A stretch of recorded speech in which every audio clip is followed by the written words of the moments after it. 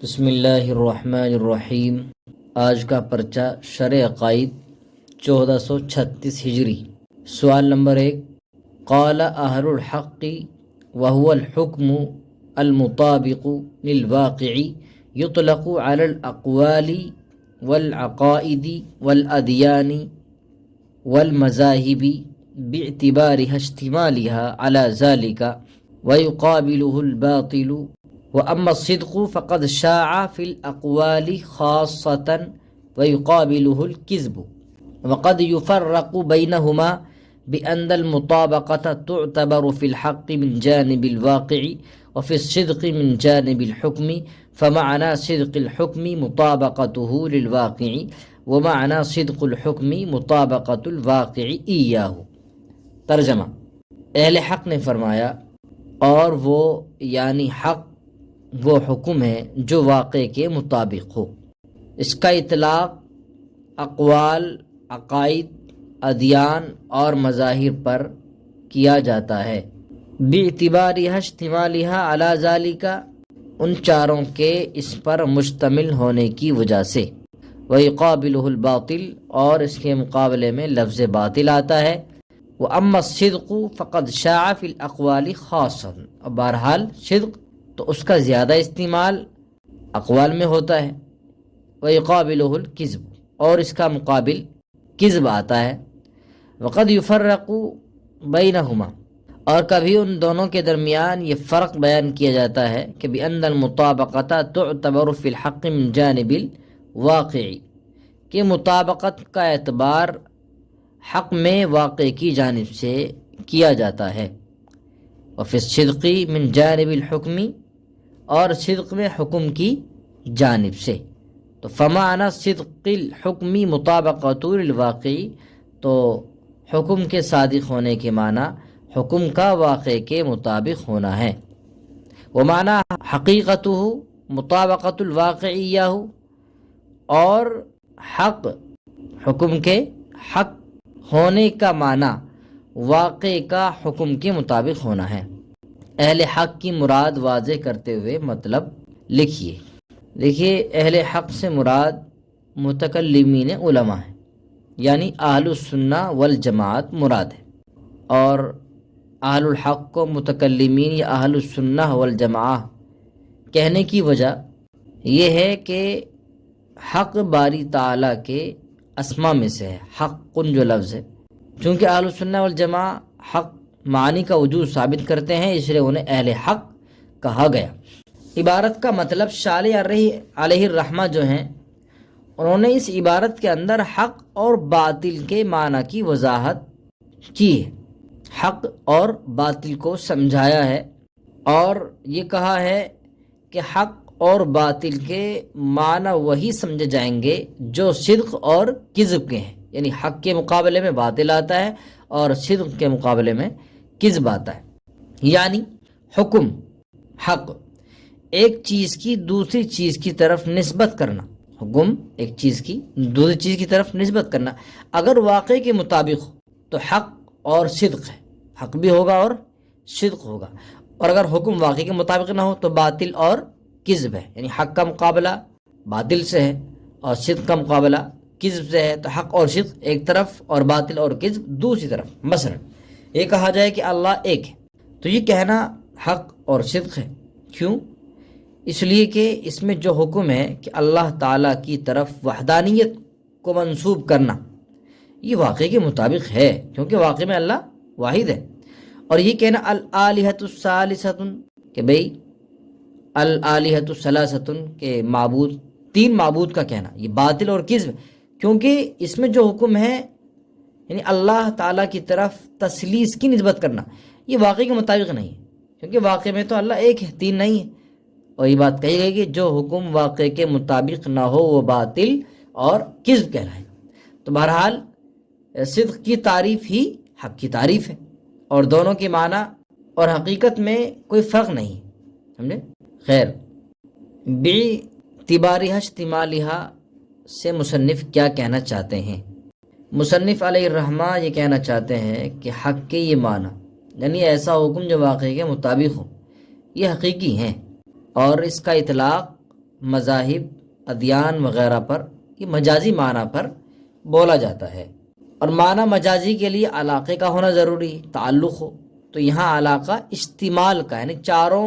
حق کے معنی پر مشتمل ہوتے ہیں، تو مصنف نے علاقے کی طرف اشارہ کیا ہے۔ صدق اور کذب کی تعریف، وقد یفرق بینہما، سے تفریق، فرق کو بیان کیا گیا ہے کہ فرق حقیقی ہے یا اعتباری ہے۔ دیکھیے ان دونوں میں صدق اور حق کے درمیان جو فرق ہے وہ حقیقی تو نہیں ہے، فرق اعتباری ہے، یہ تو بات ماننی پڑے گی۔ صدق کہتے ہیں یعنی حق اور صدق کی دونوں تعریف ایک ہی ہیں، یعنی وہ حکم جو واقع کے مطابق ہو، اور کذب وہ حکم جو واقع کے مطابق نہ ہو۔ اب ان کے درمیان فرق حقیقتاً تو نہیں ہے اور معنی میں بھی فرق نہیں ہے، استوا میں تھوڑا سا فرق ہے، وہ یہ ہے کہ حق بات، حق کا اطلاق کیا، لفظ حق بولنا، یہ عقیدوں پر بھی صادق آتا ہے، ادیان پر بھی، مذاہب پر بھی، یعنی سب کو کہتے ہیں عقائد حق ہیں، ادیان حق ہے، مذاہب حق، سبھی پر بولا جاتا ہے۔ اور صدق کا اطلاق، سچا بولنا، سچا کہنا، یہ صرف اقوال پر ہوتا ہے، مثلا کہا جاتا ہے بھئی سچ بات کہی گئی، اقوال صادقہ، یہ بات یعنی کہا جاتا ہے، اس طرح کے الفاظ بولے جاتے ہیں۔ اور بعض کا نظریہ یہ بھی ہے کہ حق اور صدق کے معنی میں حقیقت میں تو فرق ہے، کیونکہ وہ حکم جو واقعی کے مطابق ہو اسے صدق کہتے ہیں، اور یہ مطابقت باب مفاعلہ کے مصدر ہے، مطابقت آپس میں جو بولا جاتا ہے، اس کی خاصیت کیا، شرکت ہے۔ تو یہاں دو چیزیں پیدا ہو گئیں کہ واقع اور حکم، اور یہ دونوں فعل مطابقت میں شریک ہیں۔ تو اگر حکم واقع کے مطابق ہو تو صدق ہے، اور اگر واقع حکم کے مطابق ہو تو حق ہے۔ بہرحال اس کے درمیان، صدق اور حق کے درمیان فرق اعتباری ہے، کوئی حقیقی فرق نہیں ہے۔ سوال نمبر 2، فیرا لا فی مکان ولا علی جہت من مقابلۃ واتصال شعاع او ثبوتی مسافت بین الرائی وبین اللہ تعالی وقیاس الغائب علی الشاہد فاسد، وقد یستدل علی عدم الاشتراط برؤیت اللہ تعالی ایانا وفیہ نظر لأن الکلام فی الرؤیت بحاسۃ البصر۔ ترجمہ، فیرا اللہ تعالیٰ، اس کی ضمیر کا مرجع اللہ تعالیٰ ہے، اللہ تعالیٰ دکھائی دیں گے، لیکن نہ وہ کسی جگہ میں ہوں گے، اور ولا علی جہت من مقابلۃ، اور نہ سامنے کی جہت میں ہوں گے، واتصال شعاع، اور نہ شعاع کا اتصال ہوگا، او ثبوتی مسافت بین الرائی، اور نہ دیکھنے والے اور اللہ تعالیٰ کے درمیان مسافت کا ثبوت ہوگا، اور غائب کو شاہد پر قیاس کرنا غلط ہے۔ وقد یستدل، اور کبھی شرط نہ ہونے پر، علی عدم الاشتراط برؤیت اللہ تعالی ایانا، اور کبھی شرط نہ ہونے پر اللہ تعالیٰ کے ہم کو دیکھنے سے استدلال کیا جاتا ہے، اور اس میں اعتراض ہے، اس لیے کہ کلام، گفتگو وہ حاسِ بصر کے ذریعے دیکھنے میں ہے۔ متن کی عبارت رؤیت باری کے سلسلے میں معتزلہ کے ایک شبہ کا جواب ہے۔ آپ پہلے اختلافی مسئلے کا تعارف کراتے ہوئے معتزلہ کے شبہ کی وضاحت کیجیے، پھر جواب کی تشریح کیجیے۔ دیکھیے معتزلین، معتزلہ وغیرہ جو ہیں رؤیت باری کے مسئلے میں کچھ شبہات پیش کرتے ہیں۔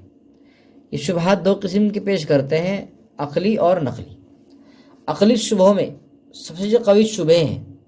وہ یہ ہے کہ چیز کو دیکھنے کے لیے کچھ شرائط ہونی چاہیے۔ پہلی شرط تو یہ قوت باصرہ ہو، اور قوت باصرہ موجود نہیں ہے تو کیا انسان کچھ بھی نہیں دیکھ سکتا ہے۔ اسی طرح دکھائی دینے والی چیز کو دیکھنا ممکن بھی ہو،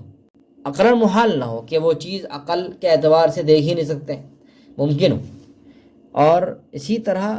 دکھائی دینے والی چیز کسی مکان اور جہت کے اندر بھی ہونی چاہیے، یا دونوں آمنے سامنے ہو، کوئی رکاوٹ درمیان میں حائل نہ ہو، دیکھ سکتے ہو دونوں کو، اور جس چیز کو ہم دیکھ رہے ہیں وہ قریب ہو، دور، بہت زیادہ دور بھی نہ ہو، اور بہت زیادہ چھوٹی بھی نہ ہو۔ تو یہ اس طرح کی شرائط ہے۔ اب رؤیت کے لیے چند شرائط کا ہونا ضروری ہے، اور باری تعالیٰ میں بعض شرائط نہیں پائی جاتی ہیں، لہٰذا ان کی رؤیت بھی ممکن نہیں ہوگی۔ یعنی انہوں نے ان شرطوں پر ایک اصول قائم کر دیا کہ یہ شرطیں باری تعالیٰ میں نہیں ہیں، تو لہٰذا باری تعالیٰ کی رؤیت ممکن نہیں ہے۔ تو ان حضرات کا جو جواب ہے، ان کے اشکال کا جواب، اجمالی جواب یہ ہے مختصراً کہ ہماری رؤیت کے جو عالم اسباب میں جو مذکورہ بالا شرائط جو بتائی گئی ہیں بھی، وہ اللہ کے ماں سوا کے لیے، اللہ تعالیٰ اس سے مستثنیٰ ہیں، لیکن اللہ تعالیٰ کی رؤیت کے لیے کوئی شرط نہیں ہے۔ ایسا نہیں ہے کہ اللہ تعالیٰ کے لیے کچھ شرائط ہوں گی تو لہٰذا ان کی رؤیت ہوگی۔ اور ان کے اعتراض کا جو جواب دیا گیا ہے وہ یہ ہے کہ قیاس الغائب علی الشاہد، سب سے بڑا جواب یہ ہے کہ غائب، انہوں نے جو ہے شاہد پر غائب کو قیاس کر لیا۔ یعنی معتری کے شبے کی بنیاد ہے وہ یہ ہے، معتری یہ سمجھتا ہے کہ ہم اس موجودات کی چیزوں کی رؤیت تو کرتے ہیں، دیکھ لیتے ہیں، ساری چیزیں ہمارے سامنے موجود رہتی ہیں اور یہ چند شرطوں کے ساتھ مشروط ہے، تو اللہ تعالیٰ کی رؤیت بھی ان چند شرطوں کے ساتھ مشروط ہوگی، اور یہ شرطیں اللہ تعالیٰ میں نہیں پائی جاتی ہیں، لہٰذا اس کی رؤیت بھی ممکن نہیں ہوگی۔ تو مطلب تو یہی ہوا کہ معترض اللہ تعالیٰ کی رؤیت کو موجودات کی رؤیت پر قیاس کرتا ہے کہ اس طرح ہم موجود چیزوں کو دیکھ سکتے ہیں، اسی طرح اللہ تعالیٰ کو بھی دیکھ سکتے ہیں، اور موجود چیزوں کو دیکھنے کے لیے کچھ شرطیں ہیں تو وہ شرطیں اللہ تعالیٰ کے اندر نہیں پائی جاتی۔ تو قیاس الغائب علی الشاہد، رؤیت کی مراد فیستدل سے کیا کہنا چاہتے ہیں؟ رؤیت سے مراد تو ہے انکشاف تام، مراد رؤیت سے مکمل دیکھنا۔ قد یستدل سے مصنف علیہ الرحمہ معتزلہ ان کے شبہ کا ایک دوسرا جواب دے رہے ہیں، جس کا حاصل یہ ہے کہ معتزلہ کا یہ کہنا کہ رؤیت باری کے لیے چند شرائط ہیں یہ ہمیں قابل قبول نہیں ہے، اس لیے کہ معتزلہ اور اہل السنہ دونوں کا یہ عقیدہ ہے کہ اللہ تعالیٰ ہم کو ہر وقت دیکھ رہا ہے، لیکن یہاں تمام شرائط مذکورہ متحقق نہیں ہے، تو لہذا جس طرح اللہ تعالیٰ کے ہم کو ہر وقت دیکھنے میں کوئی شرط نہیں ہے، اعلیٰ عدم الاشتراط برؤیت اللہ تعالیٰ ہے نا، جس طرح اللہ تعالیٰ کو اللہ تعالیٰ کا ہم کو دیکھنے کے لیے کوئی شرط نہیں ہے، اسی طرح ہمارے اللہ تعالیٰ کو دیکھنے میں کوئی شرط نہیں۔ جمہور محققین جو ہے انہوں نے حضرات نے اس جواب کو پسند نہیں فرمایا اور یہ کہا ہے کہ رؤیت باری پر اپنی رؤیت کو قیاس کرنا صحیح نہیں ہے، کیونکہ ہمارا اور معتزلہ کا جو اختلاف ہے وہ رؤیت بالبصر کے بارے میں ہے، آنکھوں کے ذریعے دیکھنا ہے، اور باری تعالیٰ جو ہم کو دیکھتے ہیں وہ ہاتھ سے بصر کے ذریعے نہیں دیکھتا ہے، اور ہم ہاتھ سے بصر سے دیکھتے ہیں، لہذا قیاس فاسد ہوا۔ سوال نمبر 3، والمسلمون لا بد لهم من امام يقوم بتنفيذ احكامهم واقامة حدودهم وسد ثغورهم وتجهيز جيوشهم واخذ صدقاتهم وقهر المتغلبة والمتلصصة وقطاع الطريق واقامة الجمع والاعياد وقطع المنازعات الواقعة بين العباد وقبول الشهادات القائمة على الحقوق وتزويج الصغار والصغائر الذين لا أولياء لهم وقسمة الغنائم ونحو ذلك من الأمور التي لا يتولاها آحاد الأمة۔ ترجمہ، اور مسلمانوں کے لیے کوئی امام، کسی امام کا ہونا ضروری ہے جو ان پر شریعت کے احکام نافذ کرے، ان پر حدود قائم کرے اور ان کی سرحدوں کی حفاظت کرے اور ان کے لشکر تیار کرے، وَأَخْذِ صَدَقَاتِهِمْ اور ان سے زکوٰۃ صدقات وصول کرے، وَقَهْرِ الْمُتَغَلَّبَةِ وَالْمُتَلَصِّصَةِ اور ظالموں، غاصبوں، والمتلصصہ وقطاع الطریق اور چوروں ڈاکوؤں کو مغلوب کرے، واقامت الجمع والاعیاد اور جمعہ اور عیدین کی نمازوں کا انتظام کرے، وقطع المنازعات الواقعۃ بین العباد اور لوگوں کے درمیان پیش آنے والے جھگڑوں کا خاتمہ کرے، وقبول الشہادات القائمۃ علی الحقوق اور حقوق پر قائم کی جانے والی شہادتوں کو قبول کرے، وتزویج الصغار اور نابالغ لڑکوں اور لڑکیوں کا نکاح کرے، ان نابالغ لڑکیوں اور لڑکوں کا نکاح کرے جن کا کوئی ولی نہ ہو، اور مال غنیمت تقسیم کرے، ونحو ذالک اور ان کے علاوہ وہ سارے کام، التی لا یتولاھا احد الامتی وہ سارے کام انجام دے جنہیں امت کے عام افراد نہیں سنبھال سکتے، نہیں انجام دے سکتے۔ تفصیل سے مطلب لکھیے، مطلب بیان کرتے ہوئے بتائیے کہ امام مقرر کرنے کا شرعاً کیا حکم ہے، واجب ہے یا نہیں۔ مصنف علیہ الرحمہ نے مذکورہ عبارت میں مسلمانوں کے خلیفہ، ان کے امام کی ذمہ داریوں کو بڑی تفصیل سے بیان کیا ہے کہ امام کے مقرر کرنے کی اہمیت واضح ہو جائے اور یہ بھی پتہ چل جائے کہ مسلمانوں کا خلیفہ جب مذکورہ صفات کا حامل ہوگا تب اس کی خلافت کو شریعت کی خلافت کے مطابق کہا جائے گا۔ جس امام کے اندر یہ صفات موجود ہوں گی تو اسی امام کو امامت کا منصب سونپا جائے گا اور اسی کی امامت کو قبول کیا جائے گا۔ اب یہ امام کا مقرر کرنے کا شرعاً حکم کیا ہے، واجب ہے یا نہیں؟ اہل السنہ والجماعت کا عقیدہ یہ ہے کہ لوگوں پر امام اور خلیفہ کا مقرر کرنا واجب ہے۔ اب اس میں اشکال ہے کہ اگر یہ اشکال کیا جائے کہ ہر علاقے میں کسی شوکت اور طاقت والے شخص کو کافی سمجھ لینا کیوں جائز نہیں ہے، اور ایسا شخص مقرر کرنا کہاں سے واجب ہے کہ جس کو بلاد اسلامیہ پر ریاست عامہ حاصل ہو، تو اس کا جواب یہی دیا جائے گا کہ صرف شوکت اور طاقت والے شخص کو کافی سمجھ لینا اس لیے جائز نہیں ہے کہ وہ ایسے باہمی جھگڑوں کا سبب بنے گا جو دین و دنیا کا کام بگڑ جانے کا سبب ہوں گے، جیسا کہ آج ہم اپنے زمانے میں اس کا مشاہدہ کر رہے ہیں۔ اسی طرح یوں کہا جائے کہ چلو جس کو تمام بلاد اسلامیہ پر ریاست عامہ حاصل ہے، خواہ وہ امام ہو یا غیر امام ہو، یعنی امام ہے تو امامت کے فرائض وہ انجام دے سکتا ہے، غیر امام ہے تو دین و دنیا کے کاموں کا انتظام اس سے ہو جائے گا، جیسا کہ مسلمان ترک بادشاہوں کے زمانے میں تھا۔ یہ بھی اشکال ہو سکتا ہے، لیکن اس کا جواب یہ ہے کہ دنیاوی امور کا کچھ انتظام، مثلا اسلامی سرحدوں کی حفاظت، اسلامی لشکر کا تیار کرنا وغیرہ، تو یہ کام تو ہو جائے گا، مگر دین کے جو کام ہیں اور اہم ہیں، مثلا جمعہ کا قائم کرنا، عیدین کی نمازوں کا قائم کرنا، تو اس میں خلل پہ پڑ جائے گا۔ تو اس لیے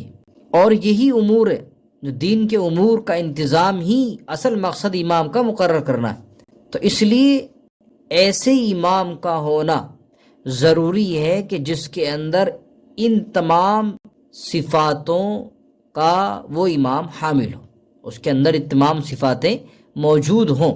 تو اس لیے ایسے امام کا ہونا واجب ہے، اور یہ بندوں پر واجب۔ اور باقی مذکورہ عبارت میں مصنف علیہ الرحمہ نے وہ تمام چیزیں سمجھا دی ہیں جو دلیل بھی بن سکتی ہیں اور دلیل نقلی بن سکتی ہیں۔ شرح نخبۃ الفکر، سوال نمبر 1، فسألنی بعض الاخوان ان الخص له المهم من ذلك فأجبته إلى سؤاله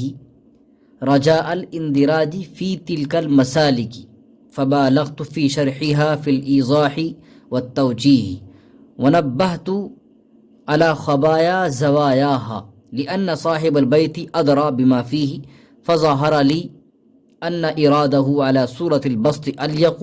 ودمجها ضمن توضيحها أوفق فسلكت هذه الطريقة القليلة السالك۔ ترجمہ، پھر مجھ سے بعض دوستوں نے درخواست کی کہ میں ان کے لیے مذکورہ کتاب کے اہم مباحث کو ملخص کر دوں، چنانچہ فأجبته إلى سؤاله، چنانچہ میں نے ان کی درخواست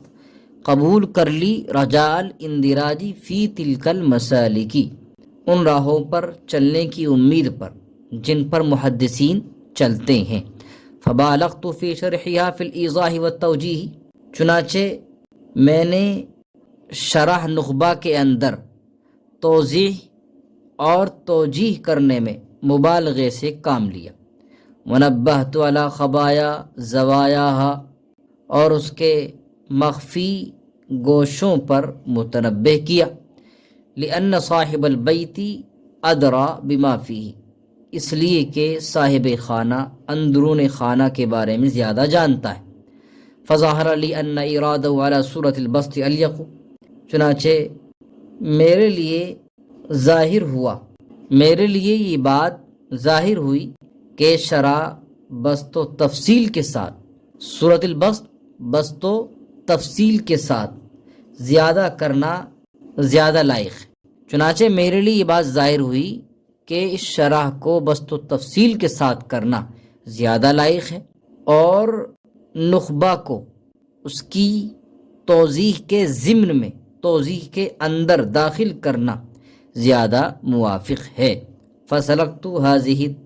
طریقۃ القیلہ، چنانچہ میں نے اسی طریقے کو اختیار کیا جس پر چلنے والے کم ہیں۔ خط کشیدہ کلمات کی لغوی اور صرفی تحقیق کیجیے۔ التوجیہ، یہ باب تفعیل سے ہے، اس کے معنی واضح کرنا، وضاحت کرنا۔ خبایا یہ خبیتن کی جمع ہے، اس کے معنی مخفی چیز، چھپی ہوئی چیز۔ زوایا یہ زاویتن کی جمع ہے، اس کے معنی گوشہ، کونا۔ اور الیقو، یہ الیقو باب ضربہ سے، اس میں تفضیل کا صیغہ ہے، معنی لائق ہونا، مناسب ہونا۔ اور دمجہا یہ باب نصرہ سے مصدر ہے، دمجن، اس کے معنی داخل کرنا اور ایک چیز کو دوسری چیز کے ساتھ ملانا، مخلوط کرنا۔ اور اوفق یہ باب حسیبہ سے ہے، اس میں تفضیل کا صیغہ ہے، معنی موافق ہونا، موافق پانا۔ مطلب بیان کرتے ہوئے اس کے اندر صاحب کتاب اپنی متن کی تصنیف کرنے کی درخواست بتا رہے ہیں کہ جن لوگوں نے مجھ سے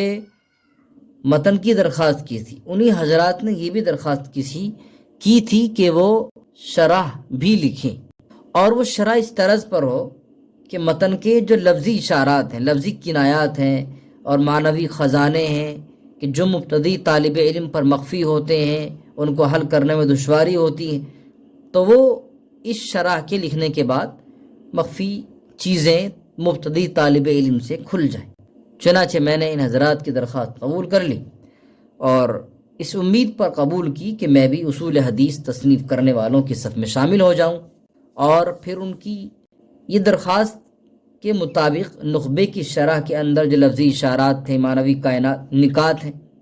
معنوی نکات کی وضاحت اور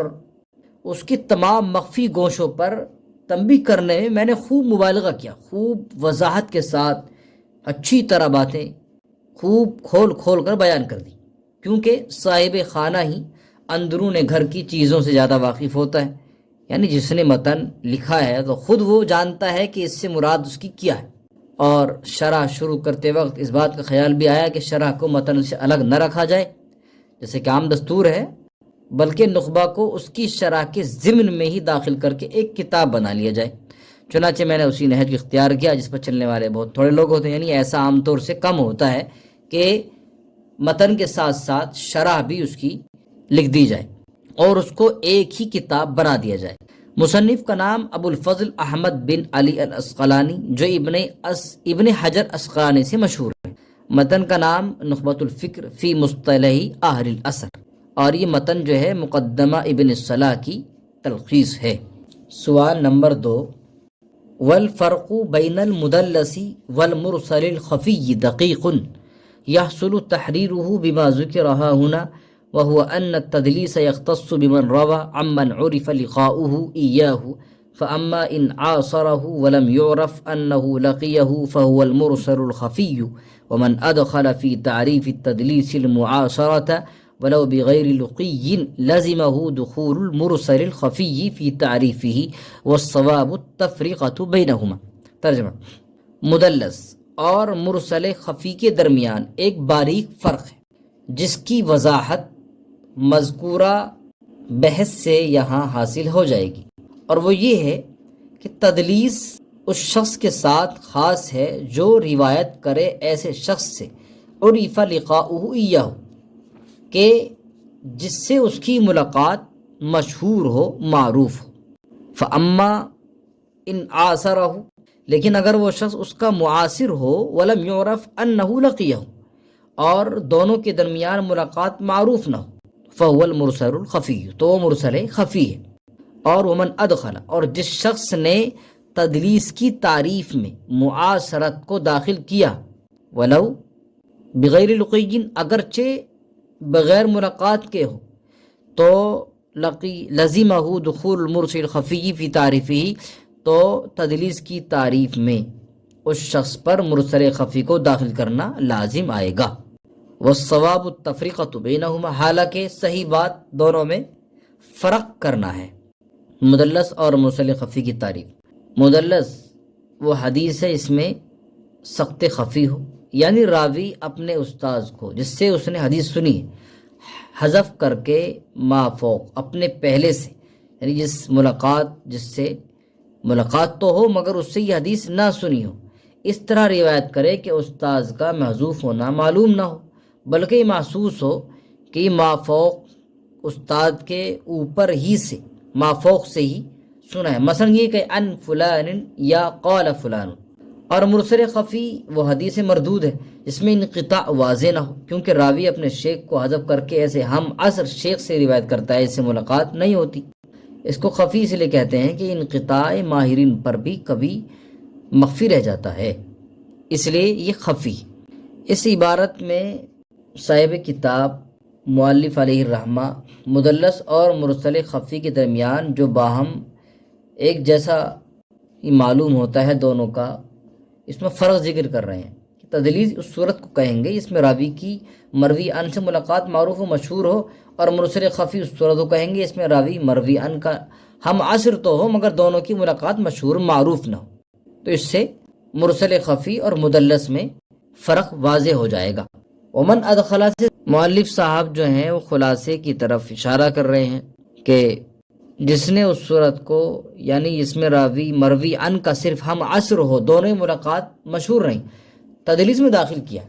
حافظ صاحب رحمۃ اللہ علیہ ان کے قول کو رد کر رہے ہیں کہ اگر اس صورت کو تدلیس کہیں گے تو مدلس، تو تدلیس کی تعریف میں مرسل خفی بھی داخل ہو جائے گی اور دونوں میں تساوی کی نسبت ہو جائے گی، حالانکہ صحیح بات تو یہ ہے کہ جس کو جمہور نے اختیار کیا کہ دونوں میں فرق ہے اور دونوں کے درمیان تباین کلی نسبت ہے۔ سوال نمبر 3، ثم البدعۃ وهي السبب التاسع من اسباب الطعن في الراوي وهي اما ان تكون بمكفر كأن يعتقد ما يستلزم الكفر او بمفسق فالاول لا يقبل صاحبها الجمهور وقيل يقبل مطلقا وقيل ان كان لا يعتقد حل الكذب لنصرة مقالته قبل۔ ترجمہ، پھر بدعت وہ جرح راوی کا نواں سبب ہے، جرح راوی کا نواں سبب ہے، اور وہی اما ان تکون، اور بدعت یا تو کفر کا باعث ہوگی، مثلا ایسی چیزوں کا اعتقاد رکھنا جو کفر کو مستلزم ہو، یا فسق کی سبب ہوگی، فسق کا سبب ہوگی بدعت۔ فالاول، پہلی قسم کی بدعتی کی حدیث کو لا يقبل صاحبہ، پہلی قسم کی بدعتی کی حدیث کو جمہور قبول نہیں کرتے، اور کہا گیا ہے کہ مطلقاً قبول کی جائے گی، اور یہ بھی کہا گیا ہے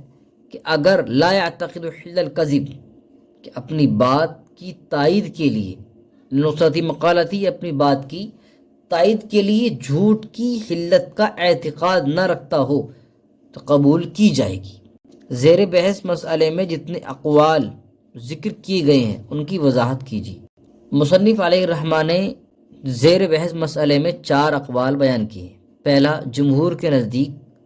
کہ مردود ہے، یہ پہلی قسم کی بدعتی کی روایت کا حکم۔ بعض لوگوں کے نزدیک مطلقاً مقبول ہے، خواہ اپنے مذہب کی تائید اور حمایت میں حلت کذب کا اعتقاد رکھتا ہو یا نہ رکھتا ہو۔ تیسرا قول، کچھ لوگوں نے کہا ہے کہ اگر اپنے مسلک کی حمایت میں کذب کی علت کا اعتقاد نہ رکھتا ہو تو اس کی روایت مقبول ہے، اور اگر اعتقاد رکھتا ہو تو مردود ہے۔ علامہ تقی الدین ابن دقیق العید کی تحقیق یہ ہے کہ مطلقاً کسی بھی بدعت کی روایت مردود نہیں ہوگی، کیونکہ ہر فرقے اپنے مخالفین کو بدعتی کہتا ہے، بلکہ بسا اوقات ایک قدم آگے بڑھ کر ان کی تکفیر بھی کرنے لگتا ہے، ان کو کافر کہنے لگتا ہے۔ تو اگر ان کی بات مطلقاً مان لی جائے تو ہر فرقے کی تکفیر لازم آئے گی اور سب کی روایتیں مردود ہو جائیں گی۔ لیکن اگر کوئی بدعتی ایسا ہو کہ جو شریعت کی کسی ایسی چیز کا منکر ہو کہ جس کا شریعت میں ہونا متواتر اور بالکل بداہتاً معلوم ہے، یا جس کا شریعت میں نہ ہونا بدیہی ظاہر ہو، واضح ہو، اور اس کے ہونے کا اعتقاد رکھے، سجود صنم، پتھروں کو سجدہ کرنا وغیرہ، تو اس کی روایت یقیناً مردود ہوگی۔ اور اگر کوئی بدعتی مذکورہ چیزوں سے متصف نہ ہو، ساتھ ساتھ اس کا ضبط ٹھیک ہو اور ورع و تقوی کا حامل بھی ہو، تو اس کی روایت قبول کرنے سے انکار نہیں ہونا چاہیے۔ اسی کو مصنف علیہ الرحمٰن نے پسند بھی کیا ہے اور قول معتمد سے متصف کیا ہے۔ اسباب طعن کتنے ہیں شمار کرائیے۔ اسباب طعن 10 ہیں۔ نمبر 1 کذب، نمبر 2 تہمت کذب، نمبر 3 فحش غلط، نمبر 4 کثرت غفلت، نمبر 5 فسق، نمبر 6 وہم، اور نمبر 7 مخالفت ثقات، نمبر 8 جہالت، نمبر 9 بدعت، اور نمبر 2 سوء حفظ۔